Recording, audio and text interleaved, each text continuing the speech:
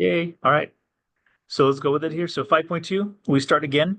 This is by definition, right? We're making this up right here. This is our notation we're going to make up, and Leibniz did this. And because of this notation, it just made a lot of sense. Everything that you needed was actually just like right there. And so whenever you say who's credited with the invention of calculus, Leibniz is actually credited, where Newton actually figured out the stuff. He just couldn't figure out how to write it well. And that was the issue there. And so Leibniz comes up with this formula, and then everything just flows so nicely, notation wise. But we've been working with this so far. So we're going to kind of flip flop between the two. We're going to take the long way. We're going to look at properties. And then we just might look at the short way. Cool of doing this stuff. Let's go with it here. So everybody okay with this? Everybody knows what this means. Any questions on any of this stuff? The star is, I have written down any variable, any point inside the rectangle. Perfect. Yeah. So if we good question. If I'm doing this right here and I'm making this into the right side, right, of my rectangles. That's 1, 2, let's say, right, 3. And then my fourth rectangle is right here, right? Right. So then I don't have to take the right side of my rectangle. I can take the height anywhere I want. So notice that's still going to give me some height. Now it matters how many you do, right? So if you only did 4, a right side, remember, and a left side would be different as far as the computation, right? But if you're going to make this go to infinity, it wouldn't matter which one you do. So notice what happened was when we took the right side and we took n to infinity, we remember, let's see, we got, let's see with numbers here. Remember we had this guy? We were trying to figure out the area underneath the curve. And for x squared, we found out the area underneath the curve is 1/3. Is that right? We found it using the right-hand side as the right hand, and we made an infinite amount of rectangles, right? Using the right side. But then also, when we did the left side and we went off to infinity, we got the same exact answer. So once you go off to infinity, it doesn't matter which side you are measuring. You can even measure the middle. You can measure like 3/4 into the rectangle, right? So it wouldn't matter which side you're or which part are you doing a height. As long as you take them to infinity, you're going to get the same exact matching areas. We're good. Next is 1 second here. Had a thought. But oh yeah, for our formulas, we like the right-hand side because the notation is so easy. If you use left side, notation gets clumsy. Midpoint gets really clumsy because now you got to take one side, add 2, divide by 2, add another one, divide by 2. It gets clumsy. So normally for notation, since it doesn't matter where we're going to do, we use the right-hand side. Weston, now question. I don't know if we're going to this later, but could you explain again why we need a dummy variable to give that or dx? Is that like the change in that? Yeah, so this one is, yeah, so the way I say it's dummy, this little guy right here, is this is the variable that you are changing up from this right here. So now normally the f of x is going to be, in fact, in your book, it's always going to be f of x with dx because those need to match each other. We're good? But later on, not in this class, but later on in the course, you could have this function, but you're taking it with respect to y, or even better yet, you're taking it with respect to z. So it's just, dummy just means which dimension are you looking at, but it's really not connected to the function. It doesn't have to be. So it's which dimension are you looking at the sum under the function? Yeah.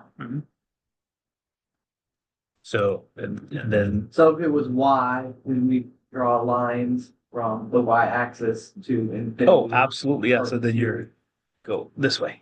Infinite line between the y-axis and the red. Yeah. It gets really trippy. Okay, so real quickly, let's do this one.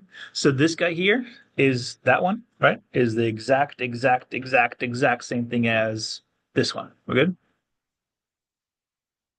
So if I define my function, if this was defined right here, then all I got to do is I plug in my asterisks of sub I into these pieces right here, right?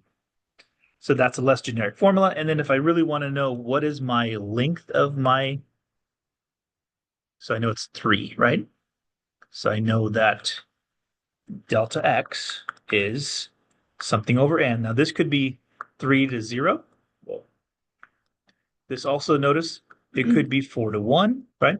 It could be 12 minus 9, right? Notice we don't know what interval we're talking about when we go to the interval, unless it's again. And then what we do is that's why these guys are so important to define that piece there.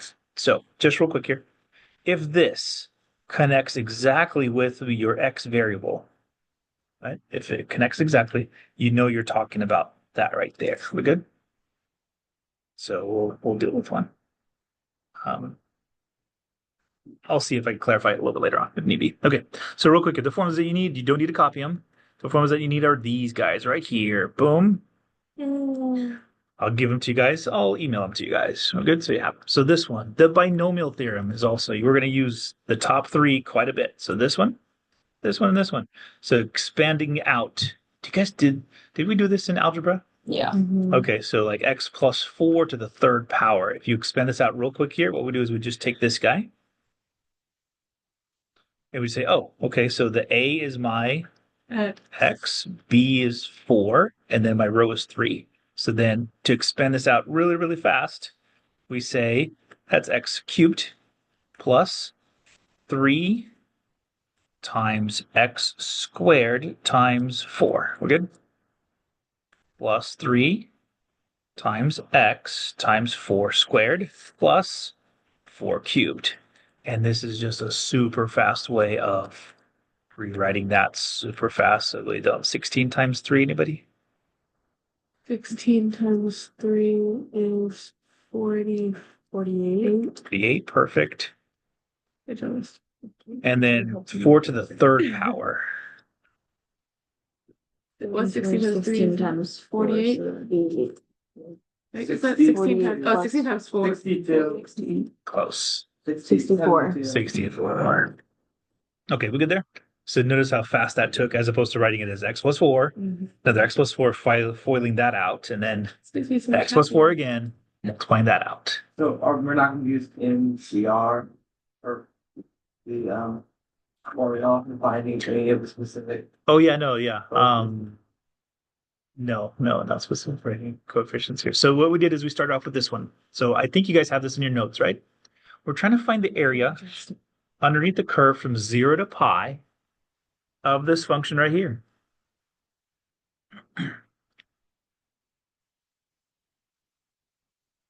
And it takes a long time because we took this for like, what, 20 minutes or so?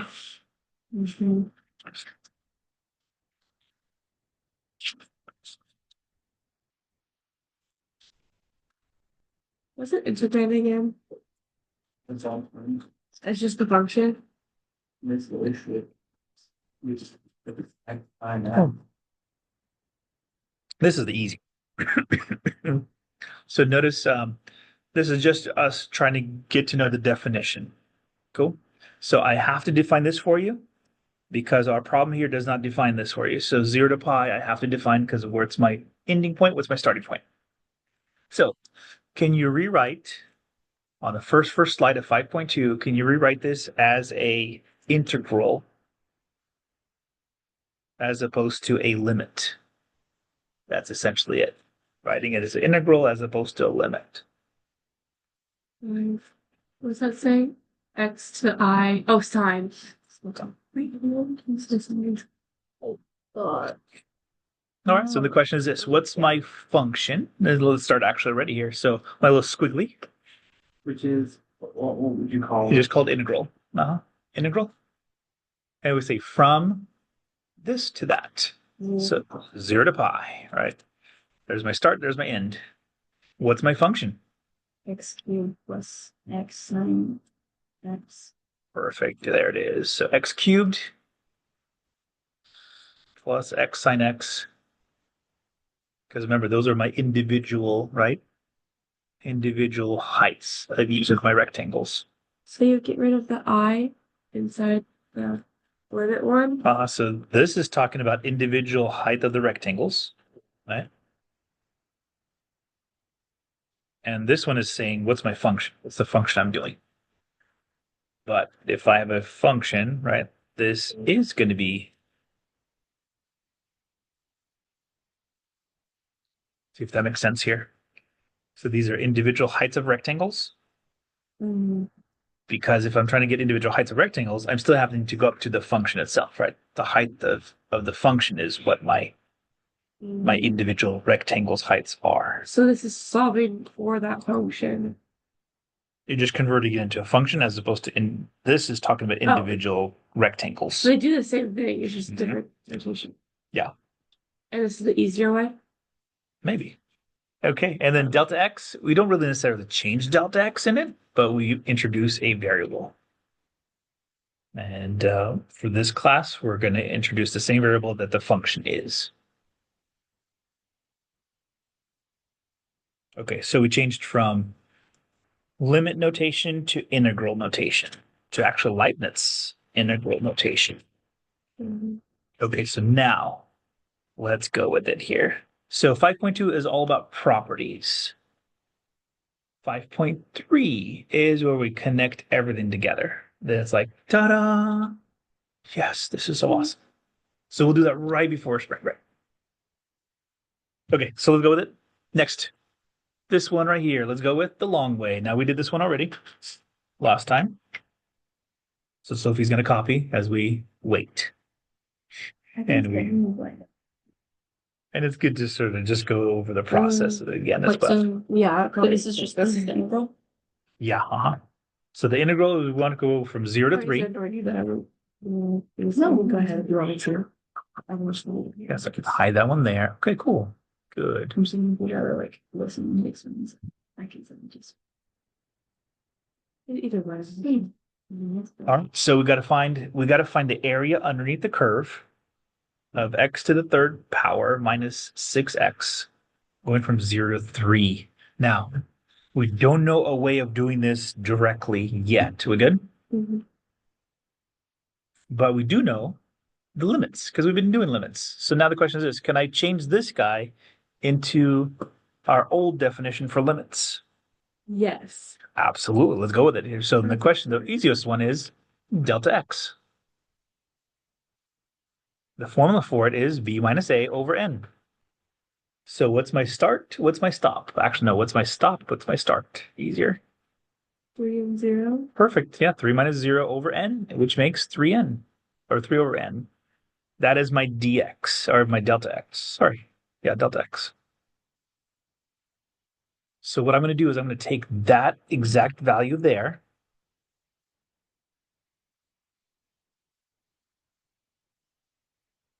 And I'm going to plug in my values here. So we've got to do one more thing here, real quick here. So x sub I, well, good. X sub I is x sub 1 plus I delta x.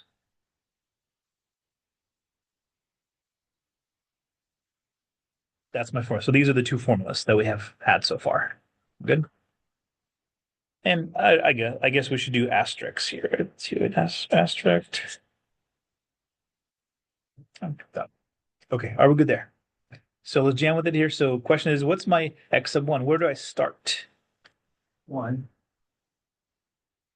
Or no, 0. 0. I'm starting at 0, right? Because that's my starting point right here. So plus, and it's I times my delta x. So in this case, my x sub I is that guy right there. Good there.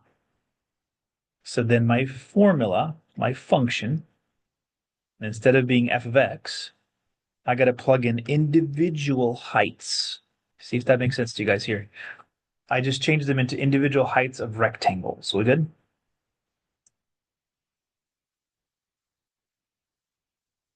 And if that's the case, this is going to be 3i over n to the third power minus 6. 3i over n. Okay, now I'm ready. I went from integral notation, right? I'm going to go now into limit notation, right? So limit as n goes to infinity, as we make these rectangles and we take them to infinity, right? We're going to do infinite amount of rectangles, and we're going to add all the angles, all the rectangles together, starting with the first one all the way to n. And my height of every single individual rectangle is 3i over n to the third power minus 6 3i over n. That's my height.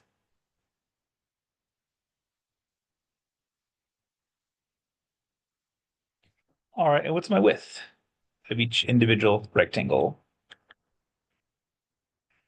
3i. Yeah, 3 over n. Perfect. Okay. All right, so let me rewrite this formula. The next slide. We're in 1, 2, 3, 4 slides to finally finish this up here. Where did? Oh, yeah, never mind. Yeah, please tell me if something does not connect in your mind. We're good? Because I know, like, what, before, I don't know, age 12 or something, 11, right? Things don't have to make sense to us, right? We just memorize stuff. And about age 11, 12-ish, then we're like, hey, that doesn't make sense. Okay, we're good. So let me. Age 12. What? So if you guys remember, memorizing things, right? It didn't have to make sense. You just memorized it. You guys ever did that? Yeah. Do you guys remember those days? Mm-hmm. And usually around 11, 12, 13, somewhere right in that period there, like middle school-ish, right? You you don't memorize anymore. You actually want to make sense of your world. So from then on out, then it's like, well, things have to make sense. The opposite, because I try to do math, but parents get mad at me because I'll just like memorize things and then they say I have to understand it. I thought it was the opposite. Gotcha. Okay. So let me rewrite. We just wrote on the previous slide. Oh, so one thing we can do is, sorry, I didn't rewrite it. I'm going to move the 3n over on the outside because it doesn't have an I next to it.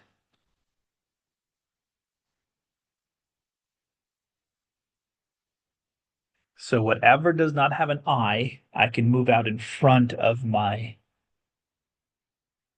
summation formula. Like, do you have to do that? Makes it a lot easier. Okay. Because we don't have a whole bunch of n's everywhere and i's. Okay, so the next step is just to simplify as much as we can. Move the summation inside as much as I can.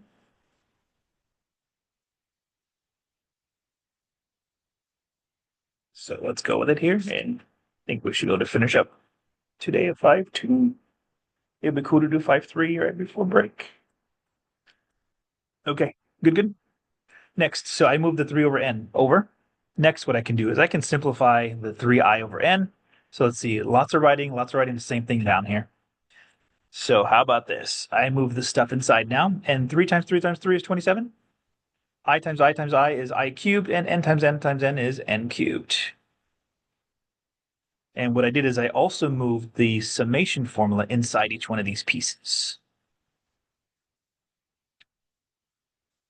And the 6, again, I can take that out because I'm not summing 6, right? It could just be a multiply on the outside. So, and then close off it. Okay, tell me, each one of those pieces, tell me if you don't get, like, well, how did this move over here? So, wait.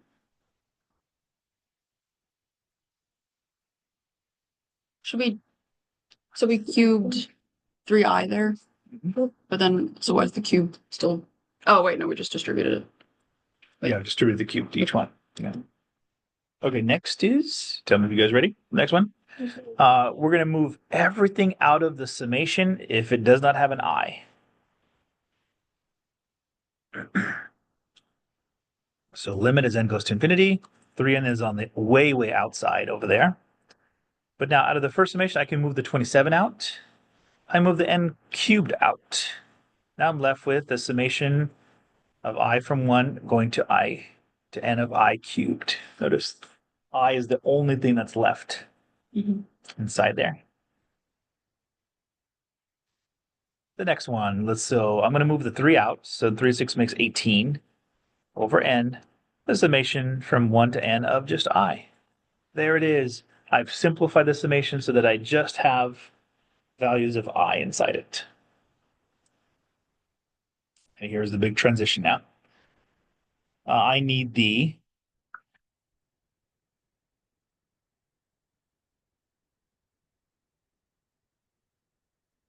now I need those formulas. I need those formulas from Appendix E.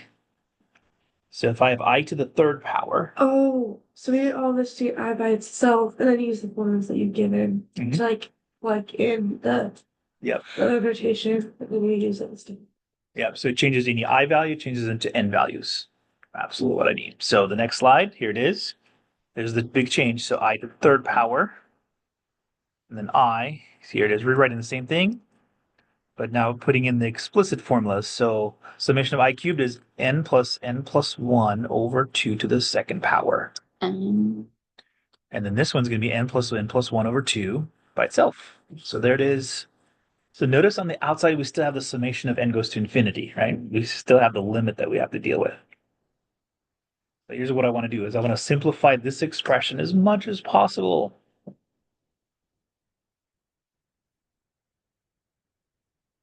So first I'm going to deal with my exponents. That's to deal with the exponents.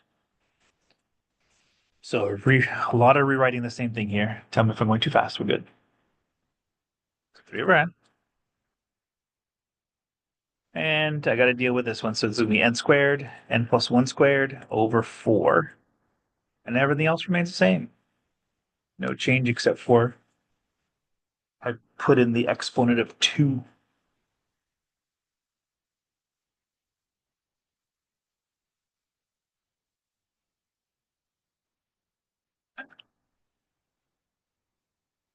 What's the knife for?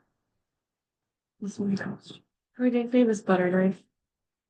Oh, gotcha. I gotcha.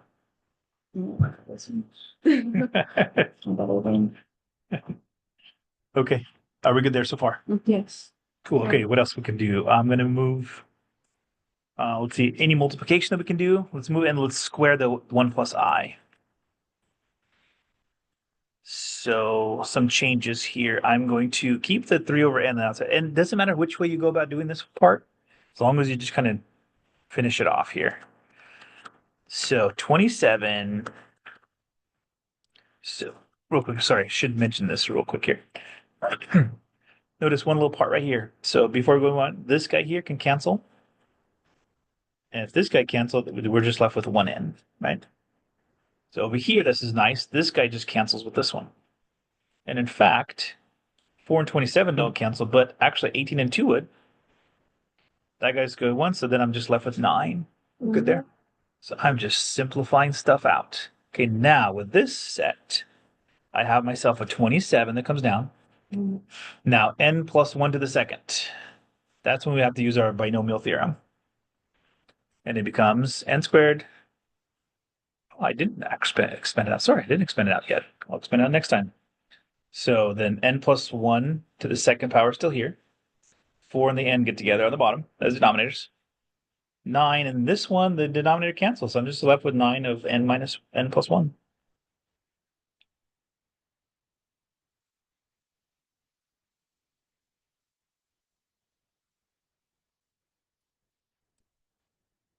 Okay, almost done, guys. Over here, and then we'll 1, 2, 3, 4 more iterations of this. Okay, are we good there so far? Sophie? Cool. Now let's expand. Now let's expand this out. So n plus 1 to the second power is, everything else remains the same. This is now n squared plus 2n plus 1 over 4. And then what I did is I multiplied the 9 out. So 9, negative 9 times n, negative 9 times positive 1.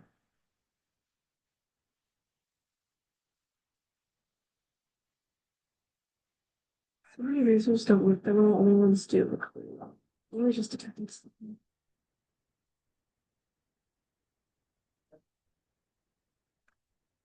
They start only with erasable components from one. In the world that we can always just erase your mistakes, so just go with normal pen. X. Except if the teacher makes a mistake, then it's like, but it's not your fault. Then I get mad. It's like, yes, Come on. What's the mistake? Then I say I think you deserve a field trip to field day because that happened. Then I'll feel happy. That's what happens. Gotcha. Okay. Garfield. All right, let's see. Next iteration. How about let's multiply the 27 in? So 27 times n squared, 27 times 2n, 27 times 1. And everything else remains the same. Okay, now this is the tough one here. So I'm going to just, and you could do it individually as well, but let's multiply the 3n. Let's make each of these guys just individual pieces. We good? Let you guys write it down first.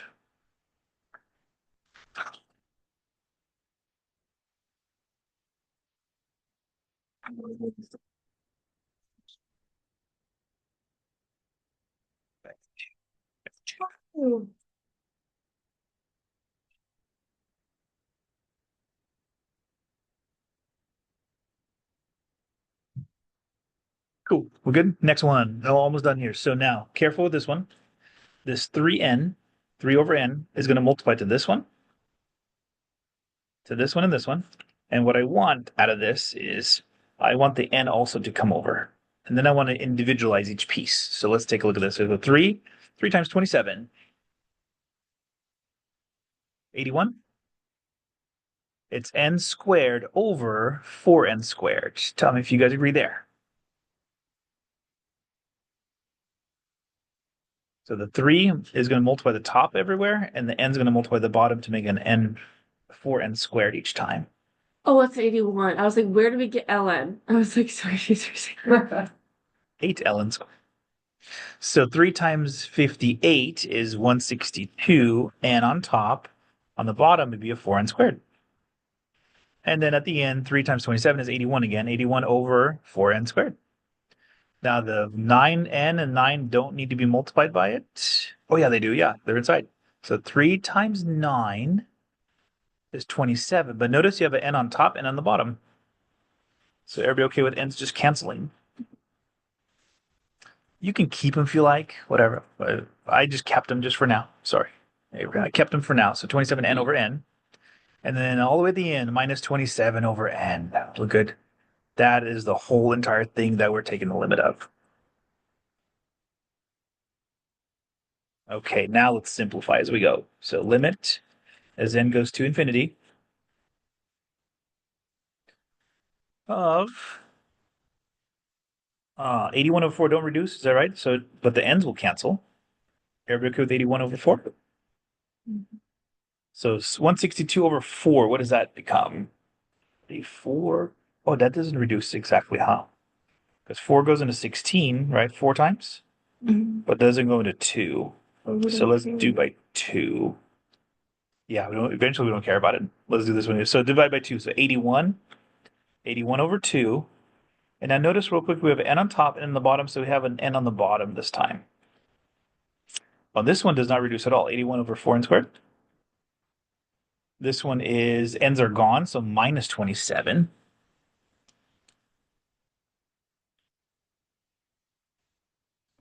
Minus 27.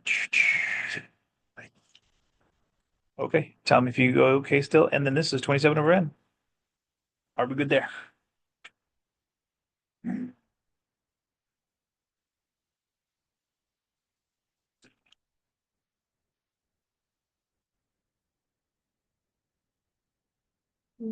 Cool. Okay, so next, final answer. Here it is.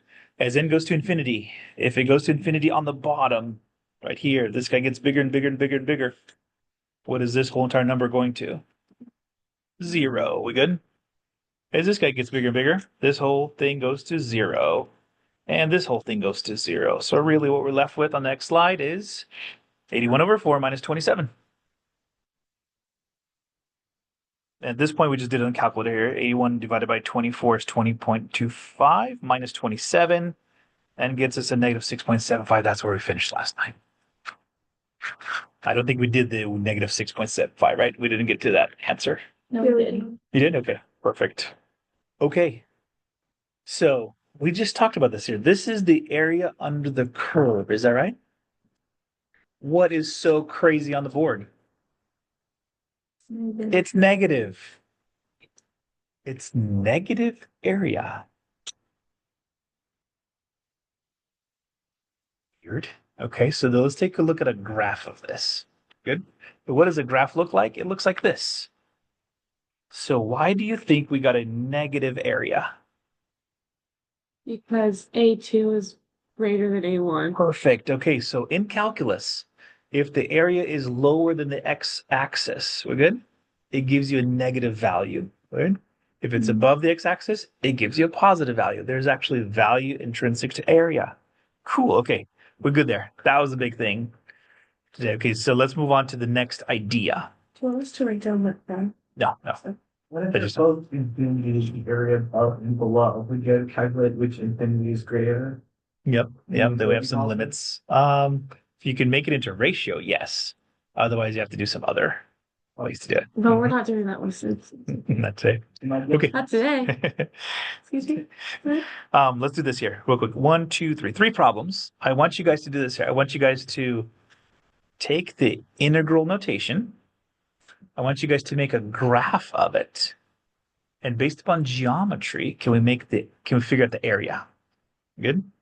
So can you graph for me this? Find the area graphically.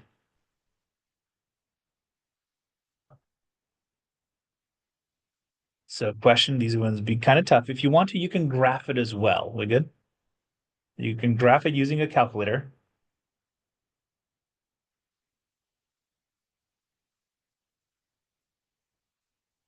This is just connecting. I want to connect the integral notation to graphs. We good? And these are going to be easy. These are going to be things from geometry. So if I have a square root of 1 minus x squared, and if you were to graph it on a sheet of paper, anybody know what that looks like? Perfect. Circle. Super close, Weston. Super close. Ellipse. No, it's more closer to a circle. Oh. No. It's like Half circle. Thank you. Absolutely. It's a half circle. So remember, you need the negative side to give you the bottom, right? But in this case, we have a half circle. So question is this, what's the area here? So from geometry, we know the area for circle is pi r squared. What's the area for half a circle? 1/2 pi r squared. Perfect. Yep. So for a semicircle or semicircle, it's pi r squared over 2. So can you give me the area of this guy?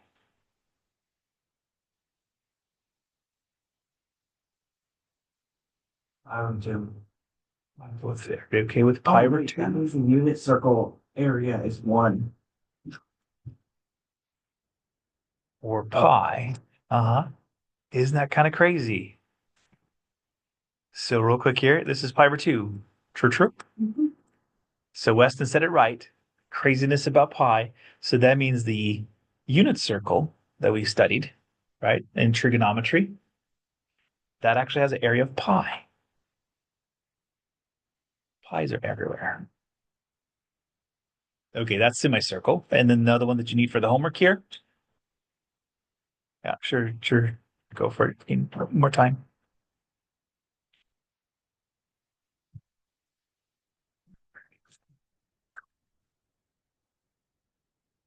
Boom. Okay. And then how about this one? I'm going to go now from 0 to 1. Still same. Think about what's happening here. Still exact same function. But what I want is the integral now to go from 0 to 1. Is it 6? No, 0. 0. 0 to 1. Bless you. Thank you.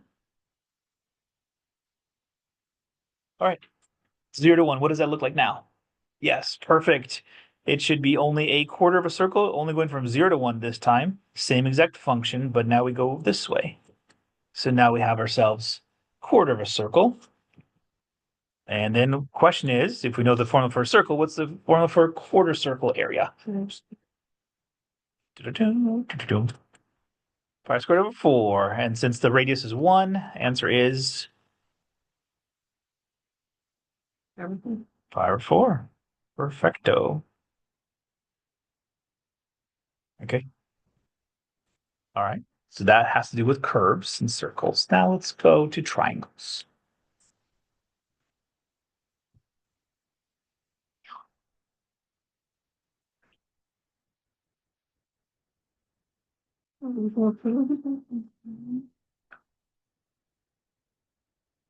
Oh, any line. Maybe. How about this one here? Can you guys give me this? Ooh, draw it out first. This is a, and then shade in the area if you think you're right. But if you're dealing with pin, you may want to wait, unless you're super confident. So I want the integral from 0 to 3 of x minus 1.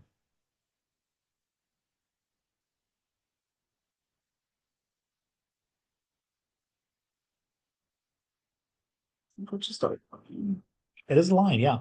Y equals mx plus b, right? It hits the y-axis at -1. Boom. And then it goes up by 1, is that right? So it hits here, and it's just going up 1 over 1, up 1 over 1. And we have this one, then we have to go from 0 to 3. So we have that.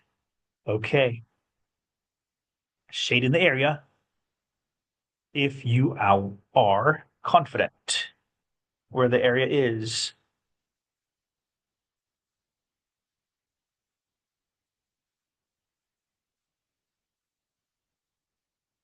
Because we had on the previous slide sometime. So here it is. If you're underneath the x-axis, the area goes up to the x-axis. If you are past the x-axis or above the x-axis, the area, I should have switched these. Red should have been on the bottom because red would be negative.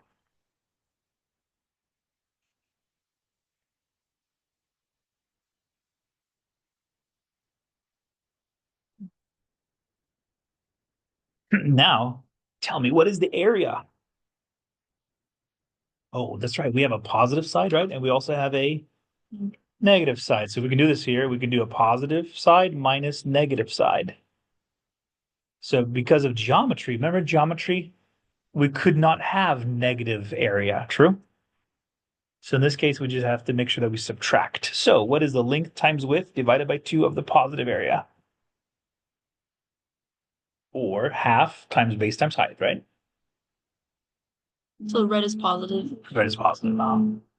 Oh, 2 times 2 is good by me. Yep. You got a width of 2 here. I can do laser beam. Also 2 here. And 2 up. Is that right? Boom. Awesome. Minus sign. 1/2 of, what's the width? What's the height? 1. 1. Absolutely. There it is. 1 width here, 1 width there.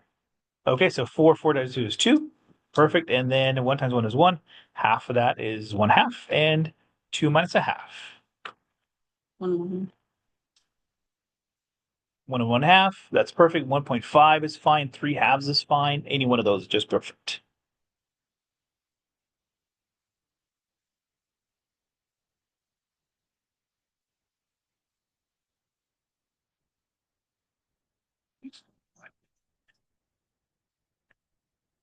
Okay. So that is, go back on the slide. Just one slide to like the border circle. I just need to get like the area. For sure. It was just here, you just copy it down. Pi over 4. Yeah, it's okay. Yeah. Thank you. Cool. Okay, guys, for their time remaining, which is only 2 minutes, let's take a look at just a few properties. We good? So I'm going to list them for you. We'll do some things with it, but I'm going to give these guys to you guys as formulas. We good? So we can kind of go through here. So properties of integrals. So if you are wanting to figure out a property of integral of a constant, so notice what happens with a constant. It's just like this right here, right? If 3 going from, let's say, 1 to 4, right? Notice what this makes. It makes a rectangle. We're good? So there's one property. Property says if you have a constant, it just makes a rectangle, and the area is even easier to do. You just do is You do the C value, which is the height, right? And you subtract your endpoints together. At this point, I have an area of 12. That's from geometry, 3 times 4. We're good? Easy enough. Next, if you have two functions, what you can do is you can, just like limits, you can spread the integral between two addition. We good? If you have a constant, you can move the constant out in front of the integral. Totally fine to do so. We're good? And then if you subtraction, yes, you can distribute the integral in terms of subtraction. And all these things kind of make sense, right? So that should make sense. Let's see if we can run through all the way to property 8 just real quickly here. Okay. And again, probably don't even need to write them down because I'm going to give you the formula sheets for them. Okay, next is this one. See if this makes sense. If I go from A to C and I figure out the area here, and then I figure out the area here, can I add the two areas together? That's way from geometry, absolutely. So notice what happens with this notation. It's that this guy is connected to this guy, right? A to C, and then C to B. Or I can split them off into two different pieces if need be. Right? So the whole thing going from A to B, I can split off the area into two pieces or more if I need to. All right, 6, 7, and 8. This one's a little bit more complicated, but not by much. So if you have a function that's greater than 0, if you have a function that's above 0, what do you think the integral is going to be? Above 0, right? If you have a function that's above the x-axis, you're going to have a positive area on your hands. Okay, if you have a function f that is always higher than function g, what do you know about the integrals? And the integrals are right because it's the area underneath the curve, right? And then property 8. If you have a function that is the minimum has a minimum and has a maximum, doesn't ever reach above those. Yes. And it's going to be less than the rectangle that makes the minimum and more than the rectangle that makes the minimum and less than the rectangle that makes the positive. Good? Does that make sense to you guys? Okay, property number 6, this is what it means right here. If you're above the x-axis, you're going to have a positive area. We good? 7. This function here is higher than this function, so that means the area is going to be higher. Good? So the integral of g is going to be higher than the integral for f. Property 8 is this. If you have a function that goes from here to here, and you can make the minimum, notice this is the small piece right here, right? Or if you make a big rectangle, the integral has to be caught between the big rectangle and the small rectangle. So what's the smallest rectangle you can make out of it? Once you go under, biggest over, has to be caught by there. We're going to stop there because we have to do some stuff at lunch. Thanks, guys, so much for that. And we'll continue with 4.2. We probably should do 4.2 and 4.3.